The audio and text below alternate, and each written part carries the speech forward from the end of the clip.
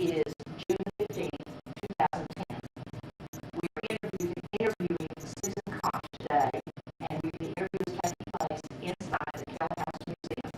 This is Ellen Youngkey, and I will be asking the questions. Ms. Koch, first of all, would you please give us your full name, your date of birth, your educational and professional background? Surely.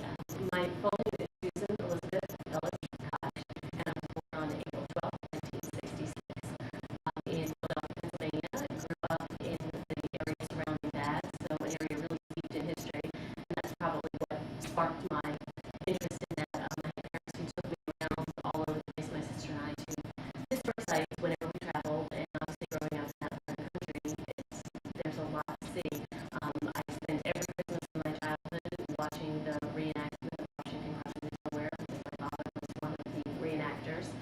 He was on the park board there and played one of the generals throughout my whole childhood. So that's kind of where I got my start.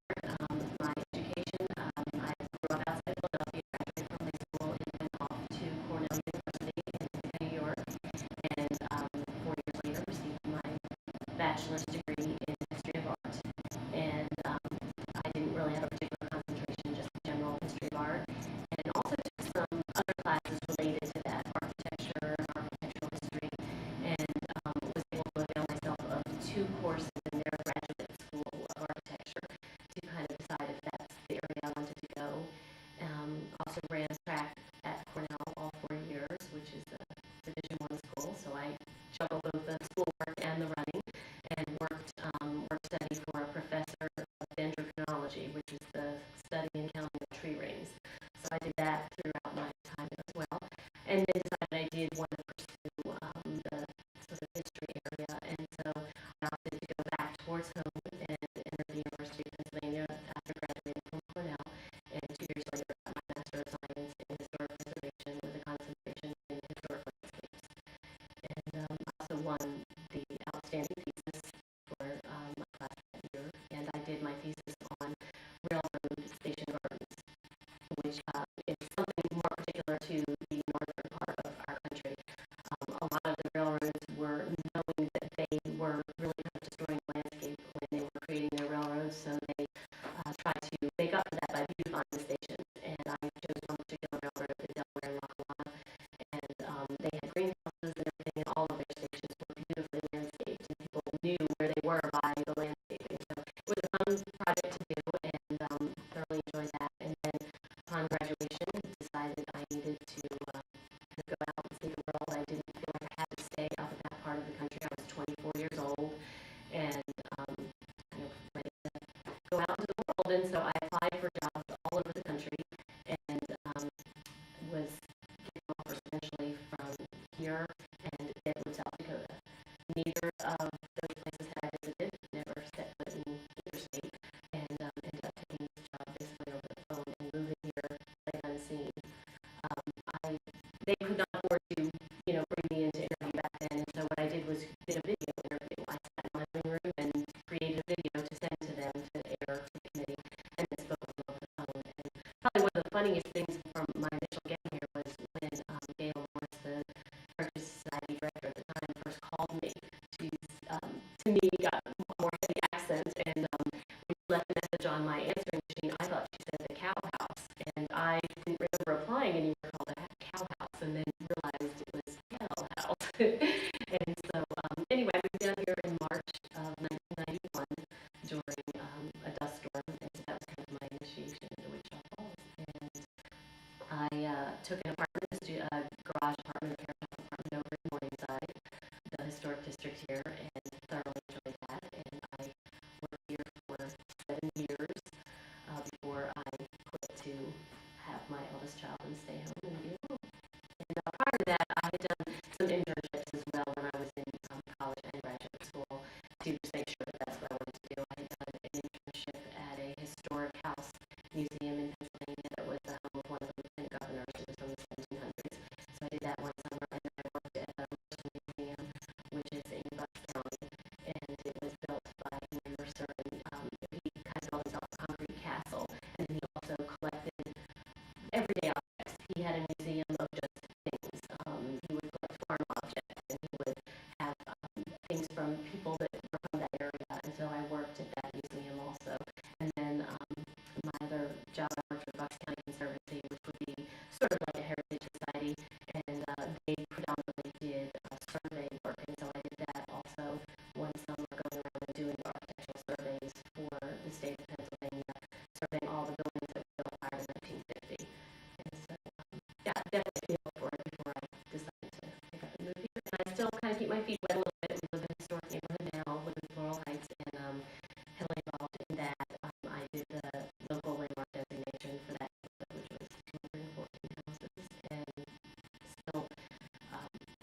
a lot of things, after leaving State on Landmarks Commission.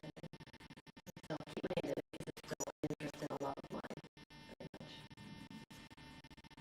Tell us about Kell House when you first arrived. What were your first impressions, and what did you see as what needed to be approached?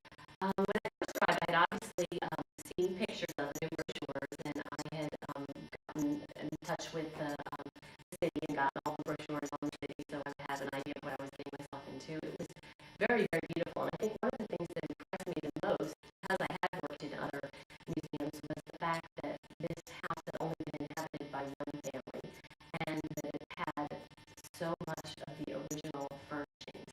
Because the house I worked in Pennsylvania from the 1700s had more than 10 owners, and I don't think we had anything that belonged to anybody. And so that made it, to me, really, really special because it gives it that human touch. And not only are the furnishings original here, but so many of the personal objects, dishes and clothing and things like that. And so that, to me, was very impressive. When I first got here and they brought me in on, I believe, a Wednesday, I was shown to the back bedroom on the second floor, and that was going to be my office, and it was a junk room. So my first task was basically trying to create space to work. It had just been dumped in for years. It had been the exhibit catch-all room, and the desk was buried under things. And so I spent probably my first week or two just trying to clear that room out so that I could have an office. And then collections upstairs.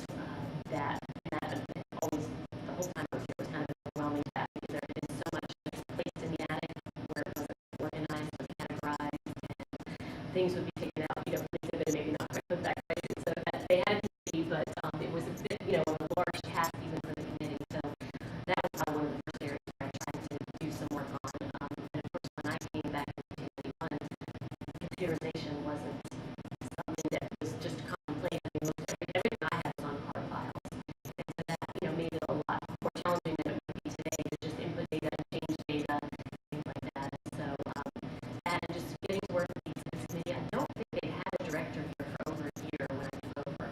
So they've been kind of doing the exhibits just relying solely on the committee. And so I, definitely jumped in with both feet and got here in March and immediately started having stand up committee meetings. Had to do 4th of July, right away. So it was pretty much a baptism by fire, but it was a lot of fun. I loved the people. That was the thing that was just so neat, was the staff, and then at that time we just had the director and we had a secretary, and that was it. And as far as the staff, and then all of that was volunteer living. Just really took me under their wing and treated me like a granddaughter because they knew I moved here with no family and just the clothes and the suitcases that I brought. And so they were wonderful to really take me under their wing and take care of me and help me through that. Describe your job duties, and how do you think your role evolved during your tenure as the And this was one that I had to really think about because I've been retired longer than I was here. I've been retired for 11 years, so I had to I still have the original letter that they sent me when they offered me the position in my original job descriptions. And so day to day, I was responsible for the care and security of the house, the grounds. I was in charge of all the exhibits. At that time, we did 3 to 4 a year. I had to do 4th of July, Santa House. We did small schools for the school tours when I started here, and then I worked with the Railroad Museum, and we got that coordinated to where we did the joint tours with the Kell House and the Railroad Museum both on the same day. And I did all of those school tours for the 19 elementary schools. I usually get at least one person to come and help, but that was, a weekly thing during the school year just about. And we also did a summer camp my first few years here for 2 weeks in the summer. We did a day camp. And so I was involved with that every single day too as one of the coordinators for that. We took the cemetery tours, we did projects here, we took them to Archer City, we took them to Burke Burnett, and so that was something that we did. Joy Morrison and Nancy Hershey, I believe, who started that, and then was really involved with that. I think that was even maybe my first summer too. But of course there were all the Heritage Society projects too, the home tours and different fundraising projects that we had to do for that, Friends of Health House. And the grounds was a big part of it too because we were in the process of doing the renovations throughout the time I was here. All of the gardens that you see now were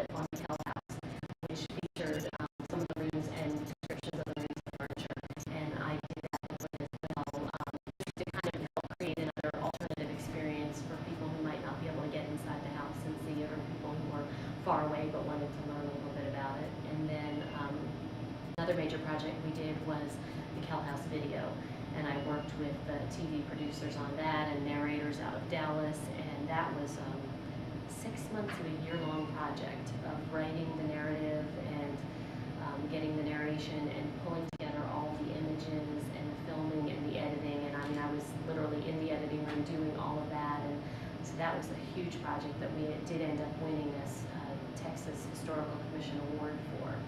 And so that was very rewarding, and that was again a kind of a thing to help us create an alternative experience as well.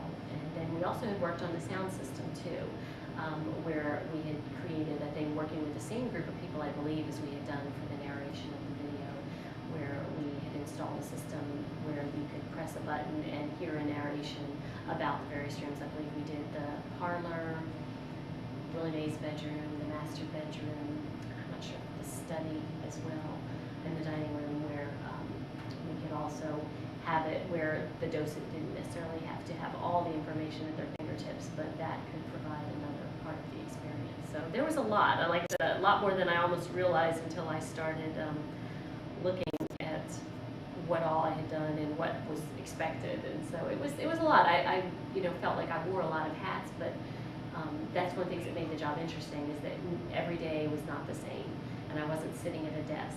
I was able to be out in the gardens or climbing a ladder or working with the kids, which I thoroughly enjoyed. And so it was, a lot of variety, a lot of different things, and especially working with the Heritage Society and doing some of their projects. And I was fortunate enough we used to do a major trip every year too. And I was able to go on a couple of those, one to the Hill Country and one out to Asheville to the Biltmore Estate. And so that was kind of a neat experience too, to be able to do that. To go back into the house, Mm-hmm. I know you haven't looked in detail, but from your glancing around, tell us what you think of how it has been retained, what changes have been made, and do you think it has remained true to purpose? I very much think it's stayed, very much as a house that reflects the family that lived here. Just glancing through, as I said, it had not, I haven't been through in a few years since my children were a little bit younger and we came through for Santa House, but it really does look very much the same. That's again part of the uniqueness of this house, is that everything is original, and it's been, very, very well maintained for a house this age and the kind of traffic that you see going through. I know when we were doing Santa House, it was 5,000 people coming through. That's 10,000 feet, and it does hold itself up remarkably. As an owner of a house that's only 10 years younger than this one, I know what it's like. Every year we go around, my husband and I, looking at all the cracks and having to repair those on a yearly basis. And so I know that wear and tear, but when you think about the sheer age of this house, it has held up remarkably well.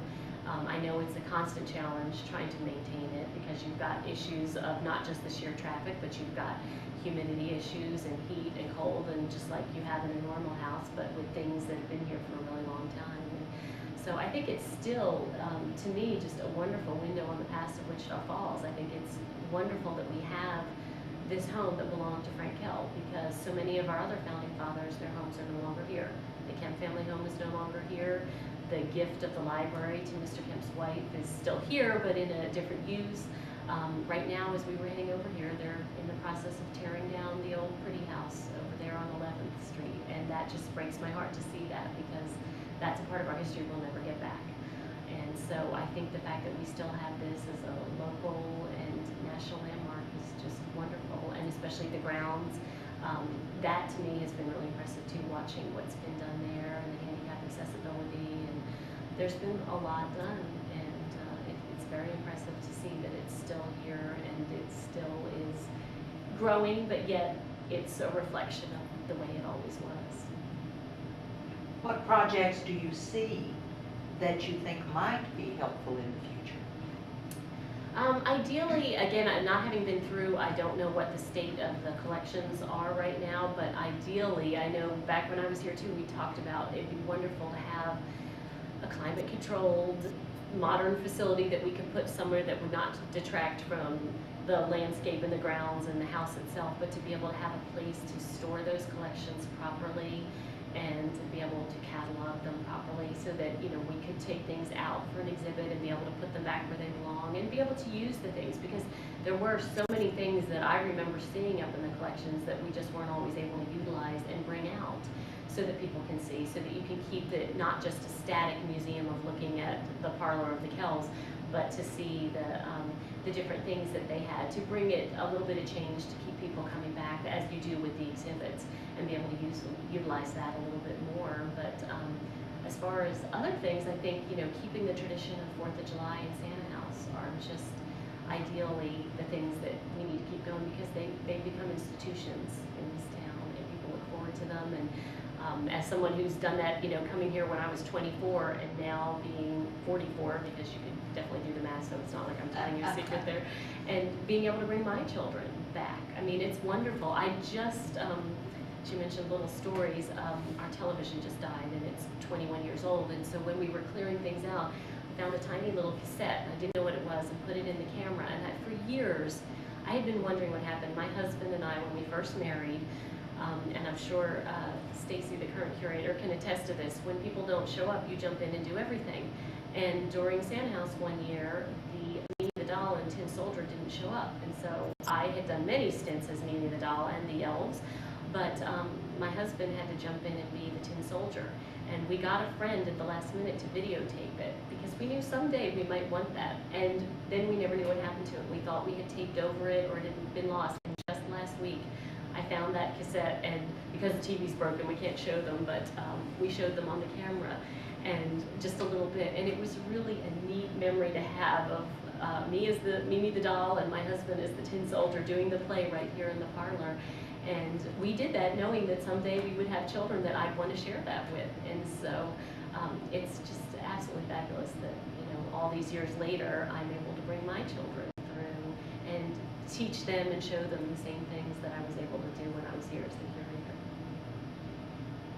Were you fortunate enough to know any of the original, to us, Kell family members?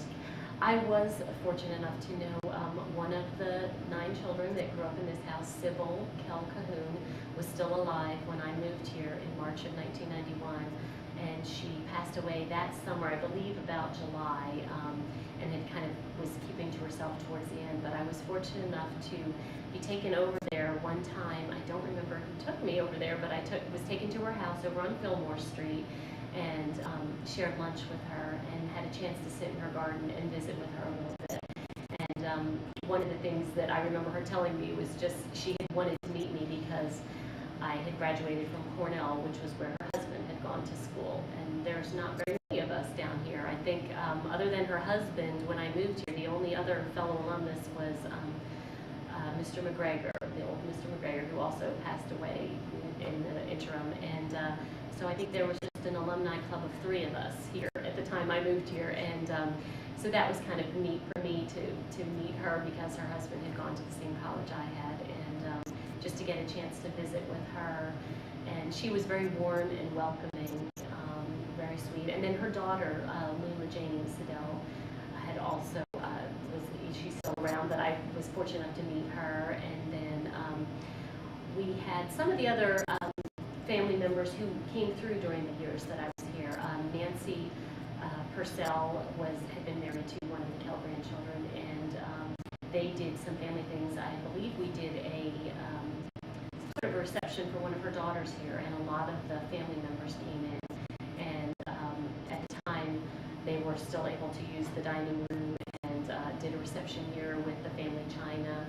And that was interesting to be able to see it in future generations from the original family, to actually see a function going on here with some of the descendants. And over the years, corresponded with and was able to see whenever they would pass through town, some of the family members that lived out in California would come through and ask to go through tours. And so I was fortunate enough to meet some of the grandchildren and great-grandchildren who were around. But Sybil was the one and only living member of the family when I moved here, and just was there for a short time. And I believe I have in my Easter collection a golden egg that had been hers, that she had given to one of the ladies. And for my birthday is in April, always around Easter time, and one year they gave me a birthday present, some of the Kell House ladies, inside that golden egg. paper mache one, but it was tied with a gold ribbon, and I treasure that. I put it out every year on the stand with my Easter things because I know it came from the family. And so that's something really special that I have, something tangible that reminds me of my years here. What family stories that you knew when you were here and still know, do you think are important for us to share with the public who come to the Kell House? I think most of the stories that are in the interpretation, and I did work on, it may have been redone since I was here, but during my time we redid some of the interpretation as well. And I think those stories are incredibly important because you don't want people to just come through and look at this static house as just yet another house filled with old furniture. The magic of this house is that it was inhabited by the one family and that they raised their children here and they were real people. And so to me, those are the stories that really need to be shared because they remind you that even though this family was here in 1909 until the 80s, that it was a real family just like you and I. They had real trials and tribulations, and they had siblings who probably ran through the house fighting and things like that that we can relate to. And so probably one of my favorite stories is the one that I loved demonstrating to the school groups is the elevator. Having the elevator come down and the story, the anecdote about putting the eggs underneath to demonstrate to the children. And I always loved as the docent standing there with my hand, and the kids would all get excited, their eyes would get big as the elevator came down, and they would say, you need to move, you need to move, and then letting it rest there and stop, because that's such a powerful teaching moment to be able to share something that they remember, and then they go home and tell their parents about. And also one of the things I remember with the kids is certain words, things we don't use anymore, like the word parlor. So many children don't know what that means, but they can go home and say, I learned a new word today for the living room. Or chandelier is another one that I always have had the children ask about because a lot of children aren't familiar with a chandelier. The stories about the player piano. And again, that's a unique player piano to have a baby grand player that's not a CD player like kids are used to today. The stories of some of the daughters being married in the house and coming down the stairway right behind me and right into the parlor. One of my other favorites is, again, because it's personal and makes me think about my own family, is the fact that on Christmas morning they would draw the pocket doors closed on the parlor and close the curtains, and the children would all come down together and have it opened for them to see the tree and all the gifts. And again, that's something that any adult or child can relate to. Knowing that the kids walk to school, that Austin Elementary School was just down the road, and that they would be able to walk to school. So there are just so many of those personal stories that off the top of my head I'm not going to remember all of them because it's been 11 years since I've given a tour, but those are the stories that I think really need to be retold because they do give a personality to the house, and they help people take a little bit of that away with them and help them remember it too. Do you have any final thoughts that you would like to share with us about the Kell family, the Kell House, or the Wichita County Heritage Society? That's a loaded question. I really do think that it's an incredibly worthwhile organization. It's obviously had a huge impact on my life because, as I said, I was 24 years old when I came here sight unseen and moved here, and 19 years later I'm still here. I love this town. I fell in love with it.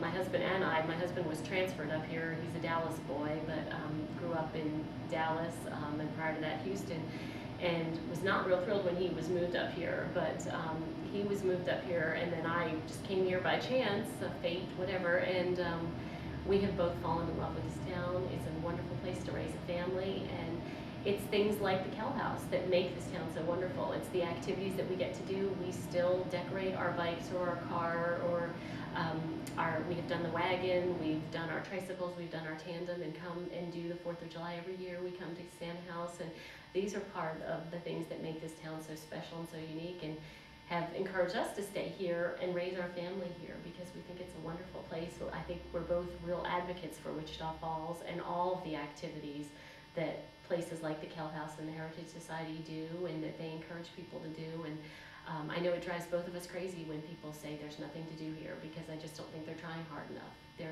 We feel like there's so many things to do that we miss out because we have to choose on any given weekend what we're going to do because we can't do everything.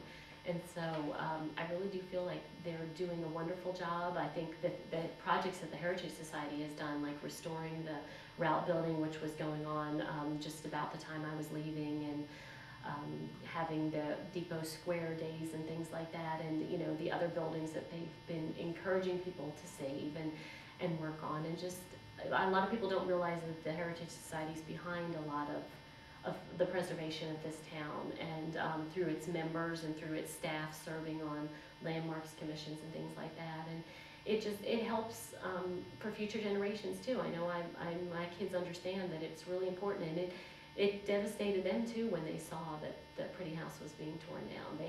Their first question was why? Because they know that that's important to us, and that we live in a historic neighborhood, and that it's important to have those tangible pieces of our past, because it's really hard to move forward without that. It's like having a fire or a flood in your house and you suddenly lose all those things. People who've gone through that know what it means to lose your past. And so it's really, really important for us to continue to preserve this.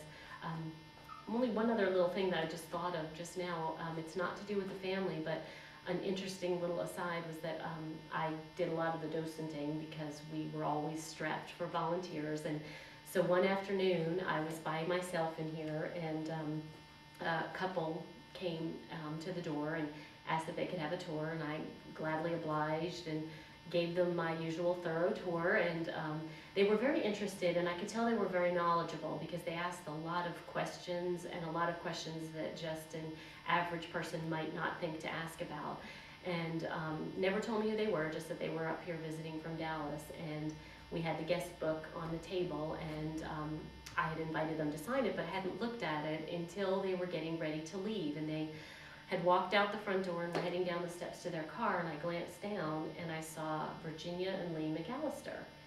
And that totally resonated with me because they were the authors of my Bible, my textbook for graduate school. They are the authors of the Field Guide to American Houses. And I knew they were from Dallas, but it didn't really click until I saw their name. And I had that book upstairs on my desk in my curator's office, and quickly ran upstairs, grabbed my book, chased them down the front walk, and said, I didn't realize who you were, and I'm so impressed to meet you because you are the Bible of historic preservation. And I use that book to this day. Whenever Ann Funston calls me and needs a little help doing a description for a house for preservation awards, I get my handy dandy book out. And anyway, I was kind of glad I didn't know who they were at first, because I think it would have made me so nervous and self-conscious to know I was giving them a tour. But they were so down to earth and wonderful, very, very praiseworthy of the house and the job I had done, and signed my book for me. And it was a really kind of neat experience, just one of those fluke things that they like to do that. They like to go around and visit different houses around the country, and they don't tell people that they're coming or who they are. And so that was a really, really wonderful experience for me to have as a curator, and that I thankfully had my book sitting on my desk and was able to catch them before they left. So that was something really fun that happened too while I was here. That's a delightful story. Susan Koch, we thank you for your contribution to our community and to our County Heritage Society and to this house, which we all love. We appreciate everything you've done, and we thank you for your time today. Thank you. I really appreciate being able to do it.